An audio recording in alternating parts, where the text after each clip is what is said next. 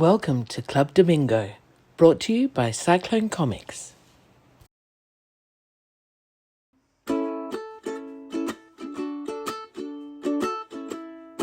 Recording in progress. That's the chime that we start with, isn't it? Yes, it is. Good morning, Timothy. How's it going? Very well, thanks, Gary. And you? I'm going okay. It's very cold in Tasmania. I'm looking out my window and I'm going, it's cold. My hands are shaky and cold, and I've got the heater on here, the oil heater, but it doesn't seem to be doing much yet. And the dogs are complaining downstairs because they want the fire to be put on, and I haven't put the fire on. Oh, what? You're such a mean dad. Yes. Yes. So what is it in Hobart? Let me have a look. Huonville, 10 degrees. And Whatever. 1965. Yeah. And you're nearly at the top for the day, which is going to be 13. Jeez. Great. When I go for my swim in the Huon River, it won't be as cold as I thought. Yeah, when I do my laps. There you go. I'm sure that the river is warmer than the air temperature. Absolutely. Probably. We're not that much warmer here at Sydney Olympic Park either. It's only 12 here. Right. Well, that's winter for you. Yeah. And I did go for a swim this morning, but not in the open, like a river or anything like that. Well, I've been for my treadmill walk already. Well, that warmed me up considerably. And then into a nice hot shower. Yeah. Yes. And then my 3 push-ups. And then... This is the life of a cartoonist, right? I keep on falling over because my arm is all compromised. So, One of them gives you the wobbles and says nah. Yeah. That's why the other arm is so strong, because you're just doing one arm push-ups like all cartoonists do, right? Do push-ups with one arm while you're inking with the other one. Yeah, yes, and I wish. Yes. Have you noticed how many comic book artists, like, it's not like a huge percentage, but there is I reckon there's a percentage of comic book artists who like to like work out and get muscular. I reckon it's because we start to look at the anatomy and study the anatomy, and then I think some people like to then go and make the anatomy on their own body as well as on the pages that they draw. There's few people like that, I reckon. Or they're wise enough to look at the old cartoonist photos of no, I don't want to end up like that. Yeah. True. So how are you going? How's your week been? Have you got news on any fronts?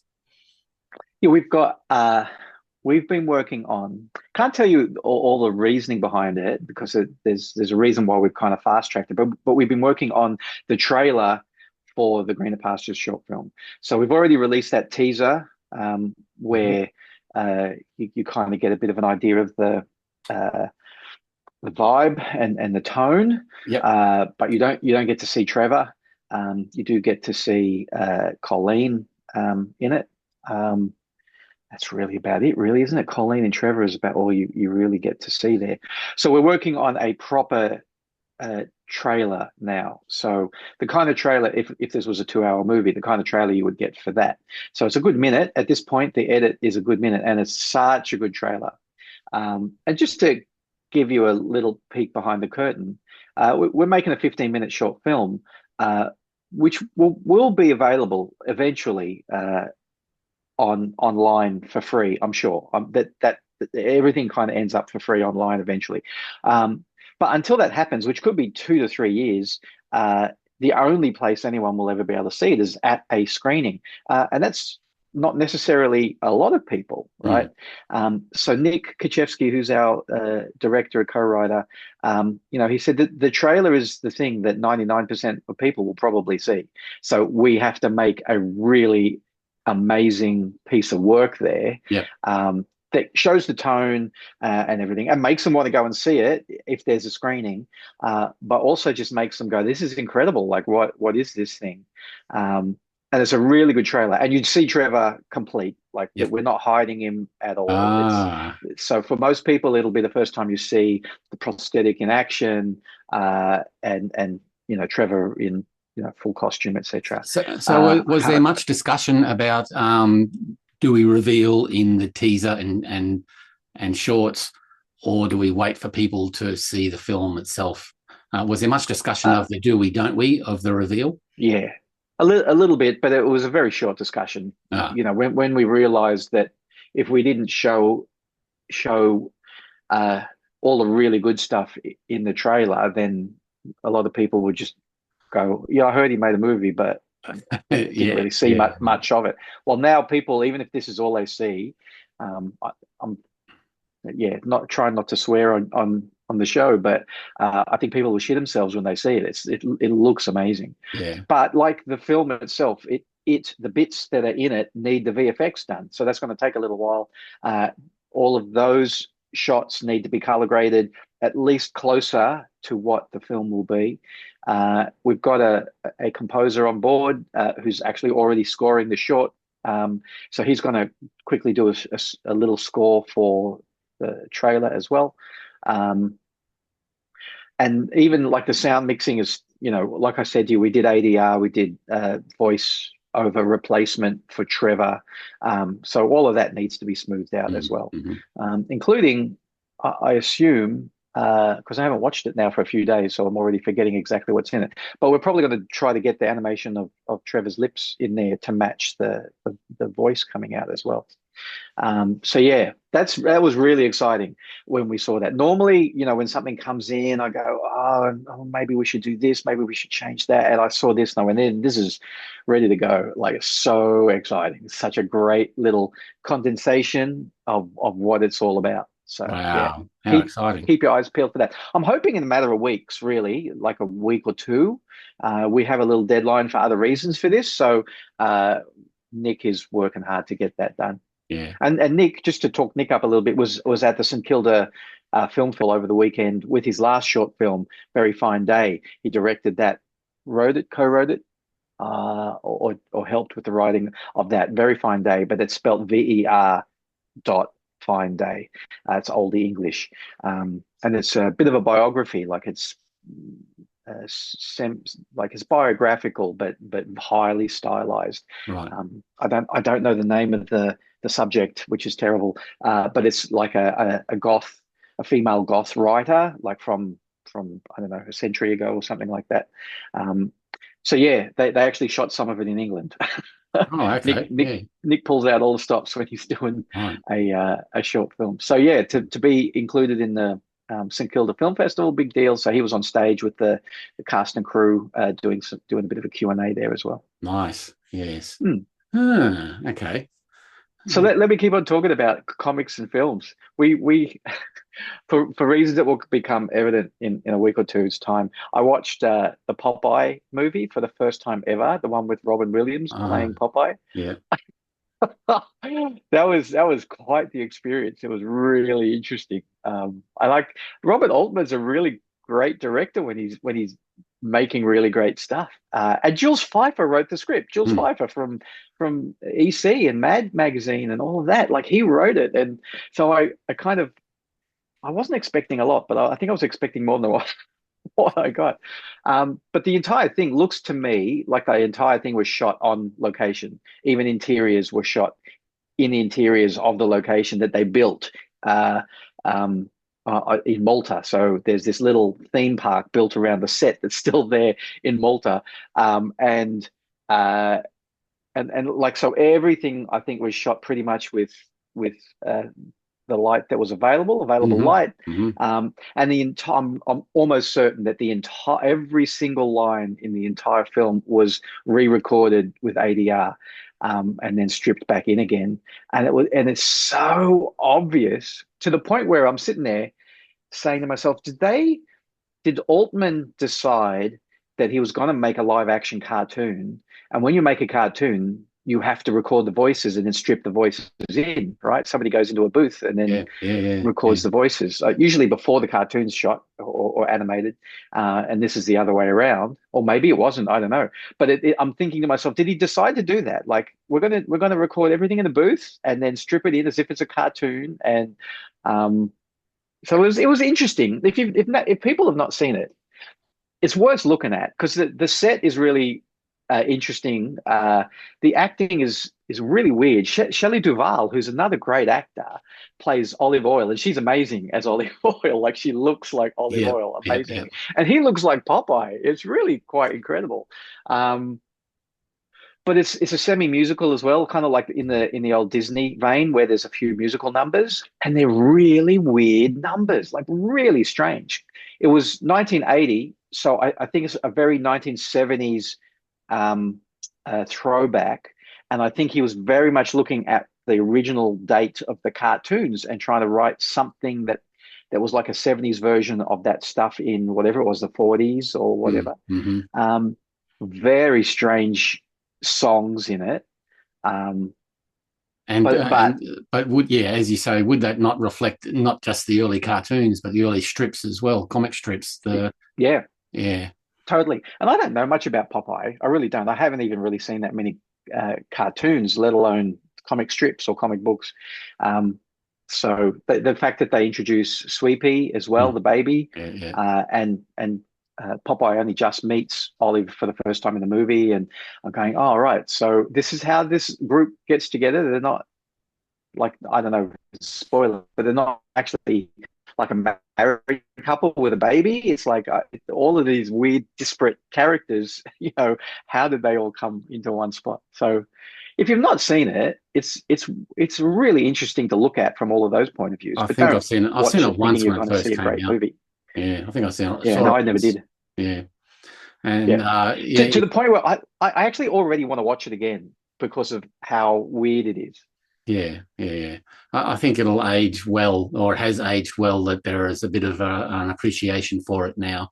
But I think, yeah, people when it first came out, they didn't know what to make of it. Uh, Yeah. uh, Lots of physical comedy. Like they have in the credits, they had a dance choreographer and a circus. I think it was the term circus choreographer because there was like like acrobatic sort of stunts happening, and an actor whose face I recognized. I didn't look him up though, who was doing really interesting physical comedy where Bluto was squashing him down and his head was going down into his shoulders. And his shoulders were staying where they were, and it's like a really that kind of physical yeah, acting that's hard to get. yeah. And then his body was squanched down, so he looked like a cartoon. So um, it probably gets 1 star from a lot of people, but out of 5. But I gave it 3 because I want to watch it again just to see all this weird stuff happening. Yeah. But it's bigger budget. There's a fight scene, and like the fight scenes are a little bit underwhelming. I was hoping for a little bit more, but a bit more of that action where his Yeah, hand yeah. turns into a propeller and all Wind that. up, whack. Yeah, Yeah. yeah. The other So, movie that but yeah, I've really enjoyed along the same veins, but not, is Dick Tracy with Warren Beatty. mm, I I reckon that's love great. that Dick. I love that Dick Tracy movie. Absolutely. Fantastic. All the villains, Mm, Al yeah, Pacino and Dustin Hoffman as Mumbles, and yeah, just, you know, just brilliant. Just love it. yeah, yeah. That's a great. I think that's still probably one of the best examples of trying to push the comic uh, kind of feel Aesthetic. into Yeah, cinema. Yeah, the yeah, aesthetic. That's the word. Thank you. The comic aesthetic, the 4-color aesthetic into cinema. Much better than like, and I don't like to say negative things like when we're on the show and everything, but better than what like Ang Lee was trying to do with his Hulk movie, with trying to get a comic book aesthetic into that kind of missed the mark a little bit there, yeah, I yeah. think. While yeah, the Dick Tracy, I think was really well done. Have you And again, I don't have you heard about Warren Beatty's antics in hanging on to the rights for Dick Tracy for some strange reason? And over the years, he's even now. maintained he gets in the Dick Tracy jacket and hat, and does, I don't know, like an amateur short, or makes an appearance somewhere as Dick Tracy, just to sort of keep his ownership of the character in Right. cinema alive. Not sure whether he's still doing it, but he has had a reputation over the years for turning up with new, amateur Dick Tracy stuff that qualifies his usage of the character. Wow. Yeah. Did So not know that. No, incredible. Wow. He must have a real affection for the character. mm, And it's that the thing with the Popeye movie and the Dick Tracy movie and everything is very much pre any digital VFX, and I still think that there's so much to be said about the the um the outcome because of the effort that they have to go to because of that lack of digital effects that is just still so much more appealing to me. Yeah, Um, and yeah. there's a weird, I don't know if this is public in general or it's just me because I know a little bit about VFX and, I pull movies apart or whatever. But every time I see a movie, I sit there going, I wonder if that's real or if that's practical or if that's VFX. Like, and the fact that they're trying to sit there the whole time going, well, you know, that's VFX instead of just watching the movie and being involved in the movie. Um, I saw a little short though the other day where uh, I forget the actress's name, the actor's name from Thunderbolts who plays the White Widow. Um, at the opening of that film, she jumps off a Florence building. Pugh. Florence Pugh, that's it. She jumps off a building, and that's actually Florence. I mean, she's all hooked up and everything, but she said, "No, I love heights. Let me jump off a building." So she did, Craziness. which was cool. Yeah. And then there's the ending of that sequence is that she's planted a bomb in the building and she's walking the streets underneath the building, and then a whole floor of the building blows up. And that was also practical. They actually blew the windows out of a building, and while Wow. she was down on the street, and all these extras, so that it's like a once-off. If it What cities do for tax credits? That's right, exactly. Oh, we've got. Have you seen the news this weekend? We've got like $250 million or something, $250 million. The New South Wales government are going to put into making film, television, and games in this country. Cool. Yeah, including $100 million to build a new studio somewhere. So I'm Does that hoping that's include comics? just in time. No, film, television, games. Missed But I'm out hoping it's again. just in time to make my TV show. That'd be cool. Yeah. Well, yeah. Yeah. Anyway, yeah. Enough of that. Enough of films and television. Well, What else? Well, they're all comic themes, so that it counts. That's right. Yeah. Yes. Well, I got nothing, so it's up to you. What are we talking about? Oh, I'm looking at that old ad on your drawing board back there. Oh, yes. I dug out all of my old Jackaroo art the other day, and so I bumped into this old perler as well.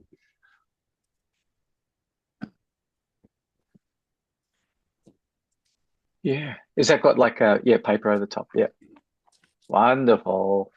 I think it's penciled by Dave DeVries and inked by me. Yeah. Looks great. All those handmade ads from back then, including all the lettering. Guys like you and Paulos, making your handmade ads. Again, Dudkovitz, who we were talking about last week, you drew quite a few ads. Very inspiring every time, and I tried to emulate that. Whenever anybody bought an ad for Greener Pastures, mostly the incredible work that Jason would do. I go, oh man, I've got to try to do an ad that something close to what he's doing at the moment. Never kind of got quite close enough, but always fun to have a reason to do a whole ad. Yeah. So, I didn't realise that I kind of remember now that it's all dug out, but I used to do the Jackaroo art. There's such a variety of styles, or not styles, art size. That right. There were some stories that are done at A3 size, the standard American, when I found out what size that they operated at. But the earlier stuff, the earlier stories are, that much bigger again. I used to work oversized. Yeah, right. Yeah. What, double that? A good 10 or 20% larger than the US industry standard. So, yeah, right. Yeah. Yeah. There was one thing I wanted to mention as well. As a kid, I was just going to say, talking about that before you get onto it. As a kid, I had no idea about how comics were made. And I think the only time I ever saw original art was I think it was the film How to Murder Your Wife. Is that what it is? How to Get Away with Murder? With Jack Lemmon, and he plays a cartoonist. Oh, right. Okay. And one panel was like of his comic strip for the newspaper was like this big, like a meter by a meter. Like, it was huge. I'm going, oh my God, I've just got to get the biggest piece of cardboard I can find And I know it's nowhere near big enough, but that's how big I have to draw a page of comics, and that's how I started drawing as a young teenager. Like I did an Avengers comic, and I drew Yeah, it that yeah, big, and it yeah. was like, oh my God, thank God they don't have to be that big. Don't Well, have to be. the old Golden Age comic strips were drawn into huge, the Flash Gordons and the Prince Valiants of the world. The original art was quite massive Right. compared to, and it's a shame compared to how big if there's a newspaper still publishing cartoons and comics, Hmm. how small they are. That the original art was absolutely massive. Yeah. Which is Right. why Well, they there you could get go. so much beautiful detail into their work. Yeah. Yes. What else was I going to say? Oh, yeah, I just received a hardcover in the mail late last week of a series of books by Jaime Hernandez, Love and Rockets, Ah. that I'm collecting. Yeah.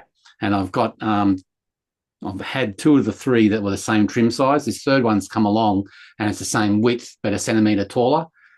And I'm there going, why Fantagraphics, of all people, why Fantagraphics would you release a hardback in it's not a numbered series, but it's a thematic series by the Hernandez brothers. Why would you release a hardcover that's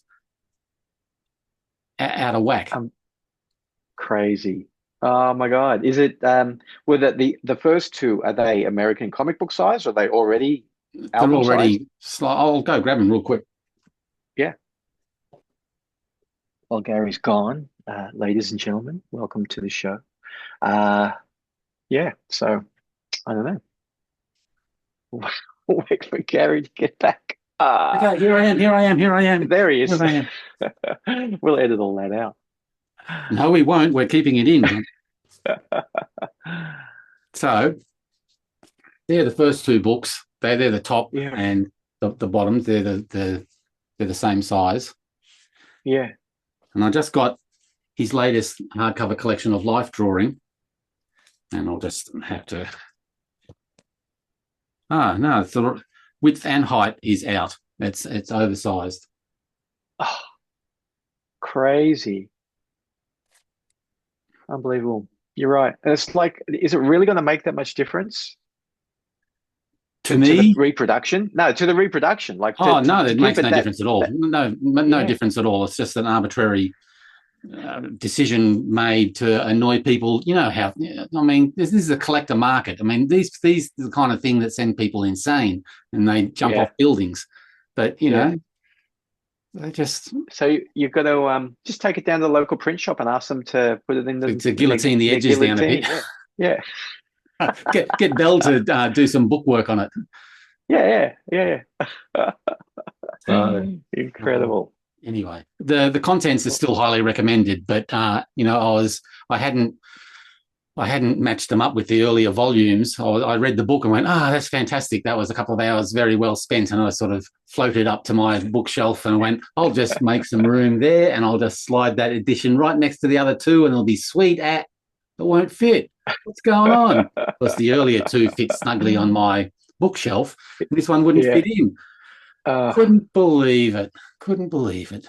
So an letter to Fantagraphics is happening. Oh, is it really? Yes.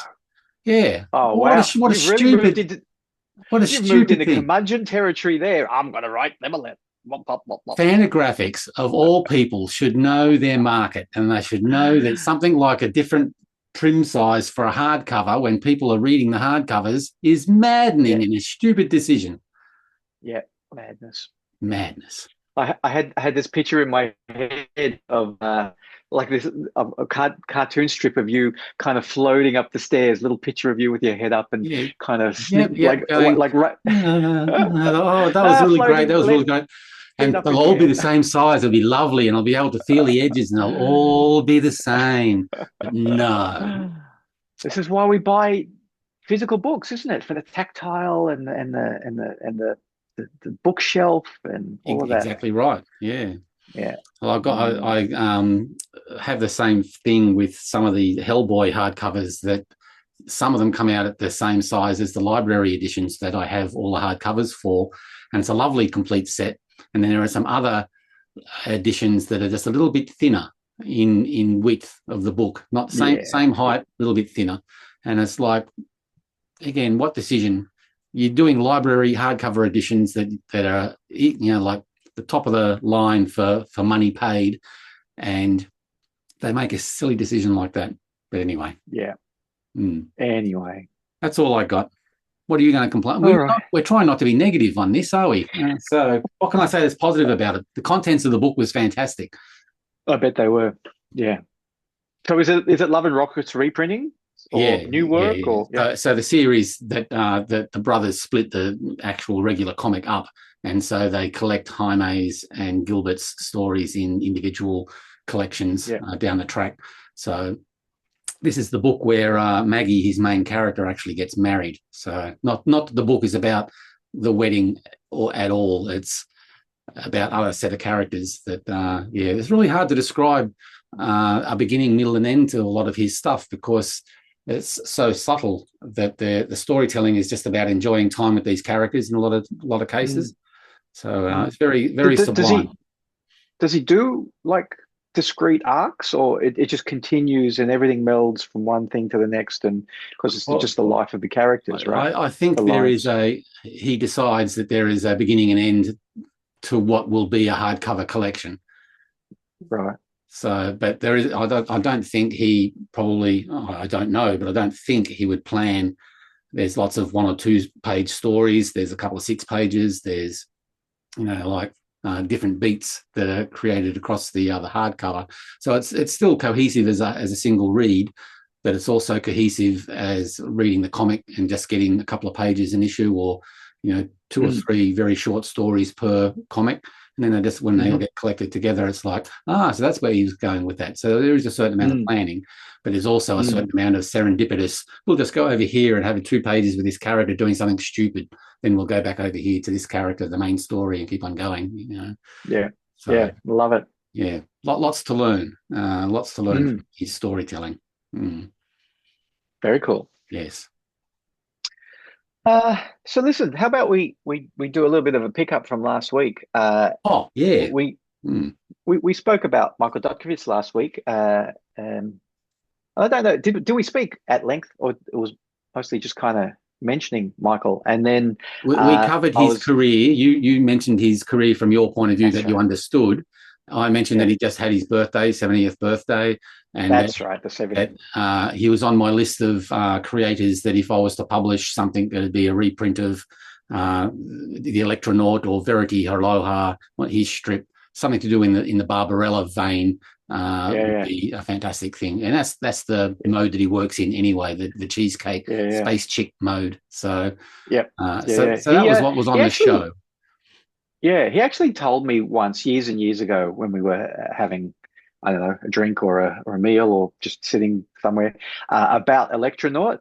Or maybe he's told it on a panel or something. He's probably done both. But the Electronaut is like quite a voluptuous woman with superpowers, blah, blah, blah. And I don't know how many chapters he did of that, maybe 2 or 3. But he told me once that somebody said to him, no one's going to read a comic about a female superhero. Don't do that. Just go and do some male superheroes. And he went, yeah, right, I bet you. And he went and made up the Electronaut especially for that. So good on him for that. But he watched the show or listened to the show, and I was sitting at my computer doing some work, and he gave me a ring. So he called me and had a chat and said, I just want to tell you a few things that fill in some of the gaps, which he did, which is probably mostly already exited my brain. But I madly made some notes while he was chatting to me to try to remember. But he said he's actually, so I'm looking at my notes. If you're watching my eyes, I'm reading some of my notes. But he's actually got a comic coming out in 2 months' time. So if you're interested in looking at what Michael is capable of, which is amazing work, he's got a comic coming out in 2 months' time. It's older stuff. It's stuff that he did in the mid to late 90s, but it's a really nice printing of that, a really beautiful printing of the work that he did. It's coming, I think it's called Skyclad. And is that a reprinting of the old Willow material? That's right. So it's called Skyclad now. It was called A Girl Called Willow when it was first published, I think as installments. And I think it might have been in black and white, and now it's in beautiful color. Yeah, go ahead. Not to be confused with Pussy Willow. No, completely different, completely different Australian comic strip. Absolutely. Maybe one day we'll talk about that. Um, so yeah, and he said there's three different editions of it coming out, including Gary Chaloner, an oversized edition. So they're printing at the normal size, and they're also printing a larger oversized edition, so you can really have a good look at the artwork. And I know you're very much enamored with that oversized idea Yeah, at the good. moment. So Yeah. so there's that. He said it's beautifully printed. It comes in hardcover in a slipcase, beautiful Wow. paper, and I think he said it's already printed and it's just sitting in a warehouse at the moment, waiting to be released. Hmm. So in 2 months' time, keep your eye out for that. Yeah, Um, cool. and I think we mentioned what his problems were with drawing at the moment.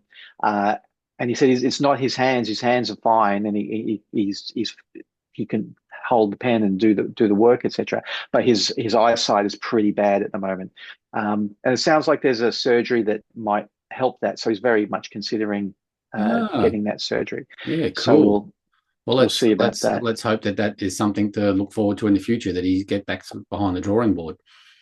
Yeah. And he corrected me a little bit on the Lost in Space stuff. It was the stuff I was talking about that I really loved. I liked that whole kind of run that Michael was involved with, but the end bit where they finally get to Alpha Centauri, that was about 18 issues all up, but it was collected in a trade paperback called Journey to the Bottom of the Soul, I think it was. Um, uh, so that's the thing to look for if you want that. That's a Right, really great thing. right. But he always found it hard to get a regular gig in comics. It was always kind of piecemeal, which is the way for most comic book people. And people were also offering him just good girl art um, Yeah, possibilities and fantasy art stuff as well. So he moved around a lot there, did stuff for Picture Magazine, like you were talking about with yeah. Dave DeVries and Glenn Lumsden. All of that during that period, Michael was also drawing for those kind of magazines as well. Again, stuff that he was really well suited for. So yeah, just looking at my notes, just picking out a couple of the things that he said to me the other night. Right. So yeah. Yeah. Oh, good. That's a nice update. Yeah. The And he update sounded great. I was so yeah. glad to hear his voice on the phone. He sounded really up, and so yeah, what a wonderful little conversation I had with him. Well, I hope he had some nice celebrations for his 70th. Yeah. Yeah, He comes from that generation of Australian cartoonists that are starting to reach those age levels, and it's good to celebrate them as they come along, I think, and their yep, contributions to the scene. Yeah. absolutely. Yeah, Yes. yeah. He should be a contender for like a Ledger of Honor. Hey, Yeah, indeed. I Yeah. reckon. Yeah. Mm. Yeah. Um, the only other follow up from last week that I had was talking about my fantasy publishing list, and Oh how yeah, you always tend to fail to mention people that are obvious, that you think, oh, I should have said that. No, I should have said that.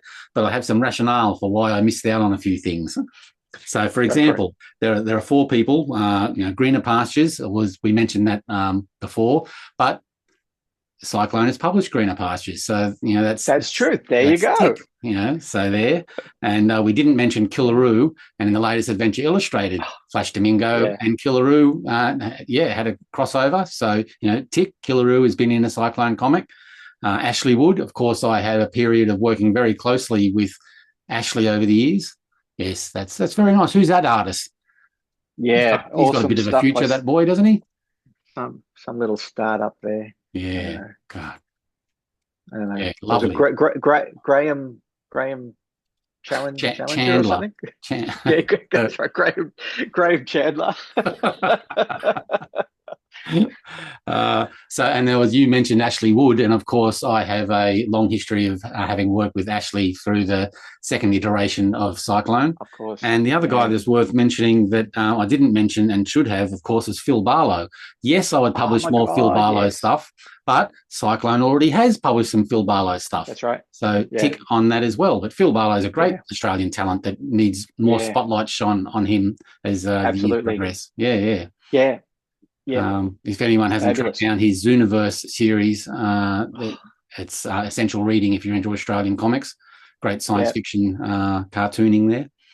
Yeah, well ahead of its time. Kind of lost Amazing track of stuff. what Phil's doing these days, but I know he's got a Patreon, but I'm not a paying member, so I'm not sure if there's or to what extent new work is coming out of his Patreon.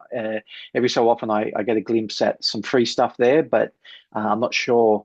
I know for a while he was very much intent on remastering a lot of the stuff, I yeah. think. But he had a few chapters printed by an anthology coming out of Image Comics maybe 5 years ago or so. Was it Yes, Island? Was yes. that the name of the anthology? And again, set in the Zooniverse story, and it was just incredible. And I'm not the smartest brick in the wall, but I could see all of the thematic things he was trying to do, and the philosophical and all the philosophical stuff he was trying to push. It was really interesting stuff. He's a really interesting cartoonist to watch. He always, even when he's just sitting there designing the ghosts for Ghostbusters cartoon show, he's always trying to put more in there than what you're just going to see at first glance. Yeah, Amazing cartoons. Do you know the connection between Zooniverse and the Jackaroo? No. Do they share like a crossover or something? There's a sound effect in the Zooniverse comic that actually named that I use as inspiration for Dugga Dugga. There's Really? a dugga dugga dugga dugga dugga dugga kind of effect that he had lettered in the Zooniverse, and I thought Dugga Dugga Wagga Wagga Dugga Dugga, that sounds nice. So Dugga Dugga it was. I would never have questioned Dugga Dugga as being legitimately an Australian term. Absolutely. Where is Dugga Dugga? Is it central New South Wales or Victoria or It's central Queensland. Central Queensland. Cool. Yeah. Probably a day and a half's drive between Cucumgilliga and Dugga Dugga. That's right. Yeah. Nat Carmichael should be happy that he's a Queenslander. Queenslander. Queenslander. Yeah, cool. Yeah. Oh well. Yeah. We're one up in the current state of origin anyway. So do they televise the women's league, the women's state of origins? I think they're starting to, aren't they? Yeah. Absolutely. Absolutely. Okay, that's all I have to say about that. No, it's a good thing, but I've only remembered the rugby league state of origins as a male thing, and I think the women's league is getting so popular now that I was wondering when they were going to start doing it. And they pretty have, sure. Yeah. I barely watch any of that free TV or anything like that these days. So me neither. Yes. Okay, cool. Can I talk about a couple of other people? Yeah, you go for it. Yeah. Do you want me to hang around and listen, or do you just want to talk to people? I should have just brought it up while you were off gallivanting to your bookshelf. I got a note from John Hanna last night. John Hanna, who we talked about with his comic book stands for when he goes to conventions, which I borrowed when I went to Comic-Con, and I suggested a little thing to him, which is, because they're A-frames, which they stack well for storage, but they're still quite bulky. And I said, hinge it and see what happens. So he's done another prototype, which he's taking to the next big show he's going to, I think, this weekend. And he sent me a little video going, look, hinges and removable pieces, and they still stack. And so it all works. Keep an eye on John Hanna if you're at one of the big shows this weekend in Sydney. If you're there, track him down, buy some of his books, but have a good look at his stackable shelves, because I reckon we should all start giving him a little bit of money to buy some off him. But buy some of his books as well. Yes. But buy some of his books. The books are what we should be making the money out of. But he's a genius. Right. Yes. Yeah, he's trying to figure out how to travel lighter when he's going to shows, because he's got lots of books, so they stack up really high. And, yeah. And I'm not trying to make this show about trying to track what everybody was up about on about at the moment, because there's so much stuff going on in Sydney in Australian comic books. But I did see Nicola Scott put a little thing on her socials where it looks like she's drawing a Battle of the Planets comic book. And my God, that's a really important thing. Is It's it? very It exciting. was Battle of the Planets anime from the 70s or Yeah, 80s. yeah, yeah. Yeah, 80s, 80s. Right. Okay. That's about as much as Yeah. I know about it.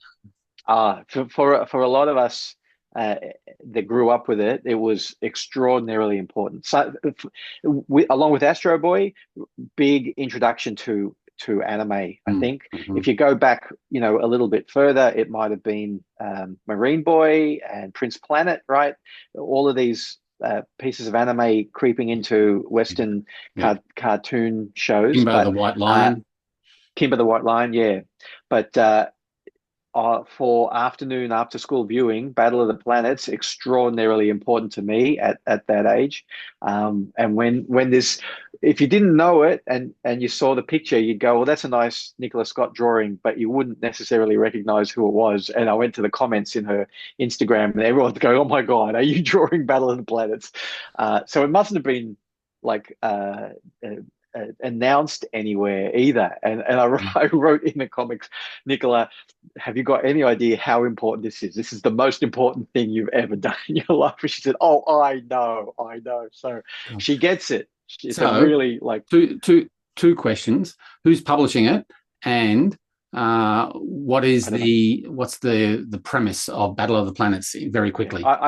I don't know who's publishing it.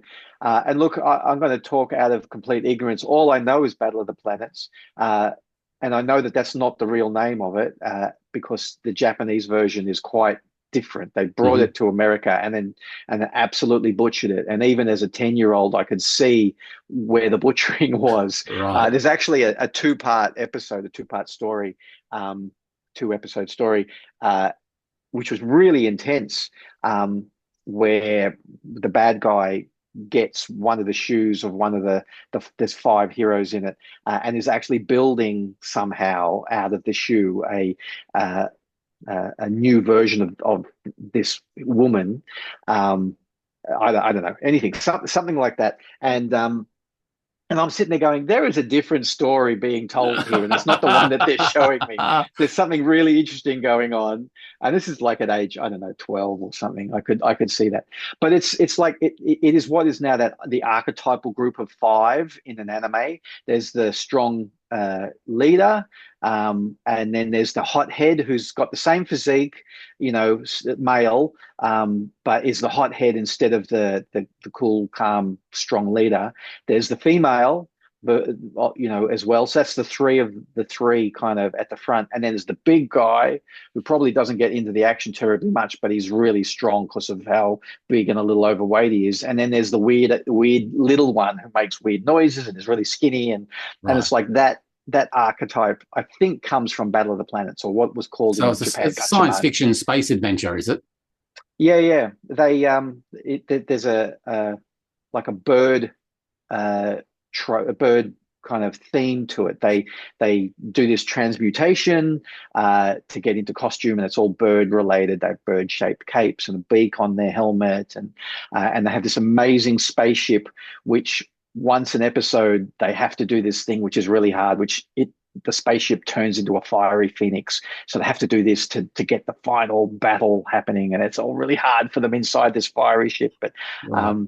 so yeah, Oh, it's cool. Okay. Yeah, yeah, yeah. yeah. So really exciting that she's doing it. Really exciting for me. I'm sure she's really exciting for Nicola as well. Right. Yeah. Cool. Okay. Yeah, something to look forward to. So she's Yeah. posting art on that, and we don't know when or how or who the Oh, I project. haven't looked into it. Yeah, that's It'll okay. happen when it happens. Yeah. Yeah, I'll buy it when I Yeah. see that it's out. She'll tell us, I'm sure. Yeah. Yeah. Excellent. Okay. Well. Okay. That's everything I've got. You're empty. Okay. Yeah. So are we doing this next week? I don't know yet. Okay, we'll leave it at that. Let's talk about it next week. Yeah. Schrodinger's episode. That's right. I think we are. What's your I shirt? think we'll be able to. Oh, the shirt is Kiskaloo.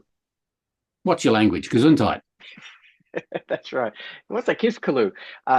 If So if you know Lilo and Stitch, the creator of that and the co-writer, co-director, Chris Sanders, he likes comics. And he did a comic strip, a web comic for a while called Kiskaloo. And I bought the book square because it was mostly like 4 panels, beautiful like little square thing. And while I was on the website buying that, I bought a T-shirt as well. Right. Kiskaloo. Mm. So can you see it's like a cat? Yes, there's a cat with an eye patch. Eye patch, yeah. Yeah. And if you really want to know, it goes, I think, I don't think I've read this to know that it's for sure, but when Lilo and Stitch was such a huge hit, Disney said, sure, go make us another movie. And he started this movie called American Dog. And if you search on the internet for some imagery for American Dog, I think it was going to be 3D. And it looks really cool. And it's one of those movies where humans and anthropomorphic, animals coexisting and nobody questions it.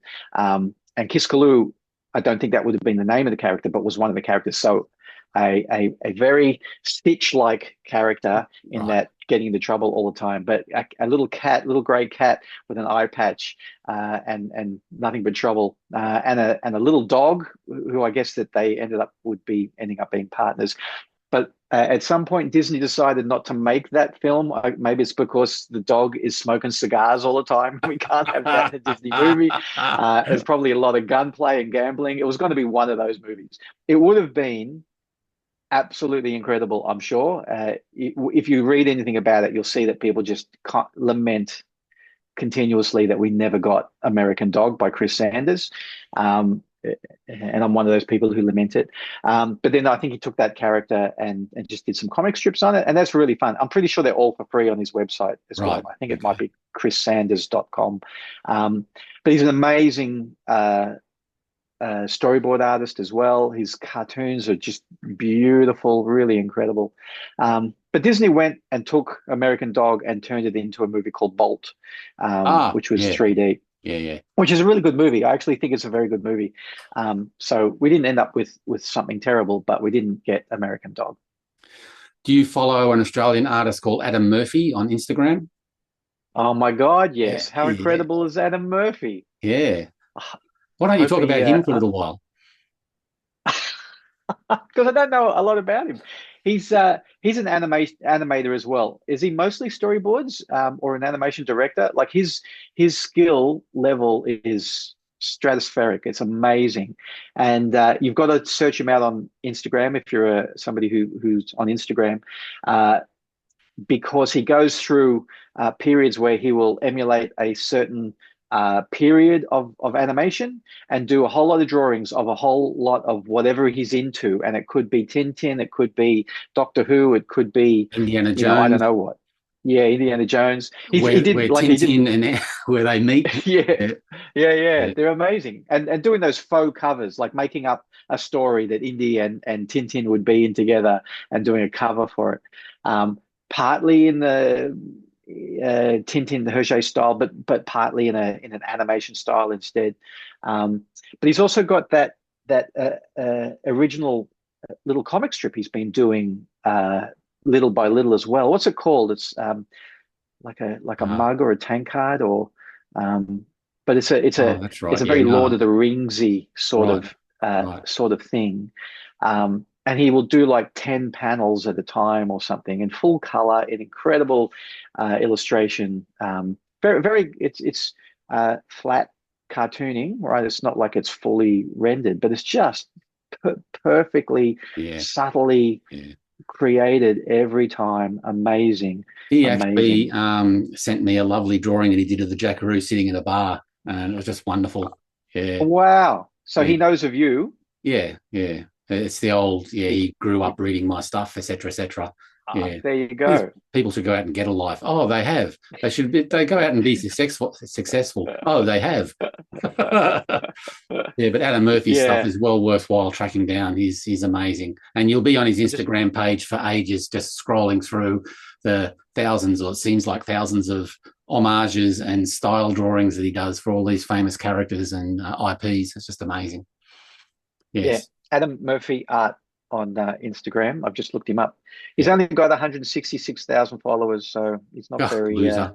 Not, and the name of his comic strip is called Mead the Mug Gnome. So MEADE, the Mug Gnome. So it's a little gnome sort of fantasy story, but these gnomes have mugs that they carry around with them, and the mug is like the size of like a house that they carry on their back. So yeah, that's what he's been doing. But just flipping through now, he's got some Lord of the Rings stuff, some 1978 Superman movie stuff. The Logan stuff he was doing, Wolverine, amazing. So yeah, really, really great. Maybe one day we'll get him to print the Mead comic strip as a book. I would pay good money for that. Okay, so we're done. Let's call it done. Otherwise, I'm just going to keep on looking through Adam's Instagram. Okay, I'm going to ask this lady to say what she says. Stop recording. Here we go. See you later, everyone. Bye all.